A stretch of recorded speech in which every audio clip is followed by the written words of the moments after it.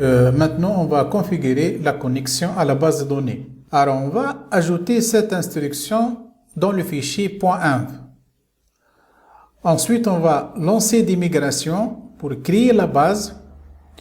Et ensuite, on va créer un fichier de migration pour créer les instructions nécessaires, c'est-à-dire le requête SQL, qui va faire la création de la table article. Ensuite, on va lancer une autre commande, c'est migration.migrate, qui va exécuter cette migration, qui va créer réellement la table article. Alors, pour faire la configuration de la base de données, allez dans le fichier .env et juste en bas, on a la variable database URL qui est configurée par défaut sur le système de gestion de base de données PostgreSQL. Alors, on va changer ça. Donc, je vais commenter cette ligne. Donc, ça sera changé par cette ligne. Alors, notre variable database URL, donc c'est MySQL, notre base de données c'est MySQL. Le nom d'utilisateur par défaut c'est root. Deux points ici vide puisqu'on n'a pas défini un mot de passe pour l'accès à la base de données MySQL.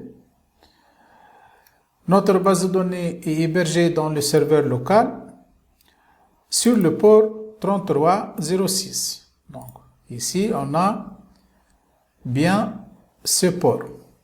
Assurez bien que le serveur de base de données il est en cours d'exécution. Ensuite, le nom de la base de données, ça sera nommé MyBlog. Ça, c'est la configuration de la connexion avec votre base de données. Maintenant, allez dans votre envie de commande et lancez cette commande. Donc, c'est doctrine .database.create. Donc, il va créer une base de données nommée MyBlog. Donc, on peut vérifier ça. Allez dans MySQL, juste sur le bouton admin. Voilà. La base de données sera nommée MyBlog. Voilà, ici, c'est notre base de données.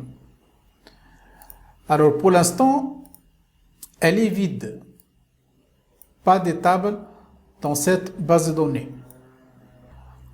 Ensuite, on va lancer cette commande php bin/console make .migration. Donc, cette commande va créer un fichier PHP. On l'appelle migration. Donc, c'est une version de votre base de données. Donc, on va vérifier ça. Allez dans le dossier de migration, ici. Voilà, c'est notre première migration.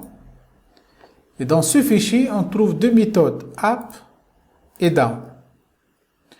Donc, app contient la requête SQL qui sera exécutée pour créer la nouvelle table ou bien faire des modifications. Et dans la méthode down, on trouve la requête SQL qui va annuler la dernière action SQL, soit que création d'une table ou bien de mise à jour. Alors pour l'instant, on n'a pas encore créé la table article. Donc on va lancer une autre commande php bin console doctrine .migration avec s .migrate. Et cette action va prendre toutes les requêtes SQL qui se trouvent dans le fichier de migration. Il va exécuter ce fichier. C'est-à-dire, il va exécuter toutes les requêtes inscrites dans ce fichier de migration. Alors ici on va répondre avec yes. Voilà, la migration a été exécutée avec succès. Maintenant, on va vérifier dans la base de données. C'est MyBlog. Voilà. On a deux tables ici. Donc, c'est table article. contient tous les champs qu'on a déjà définis. Et une autre table, doctrine, migration, version, contient toutes les migrations que vous avez exécutées. Alors pour l'instant, on a une seule migration.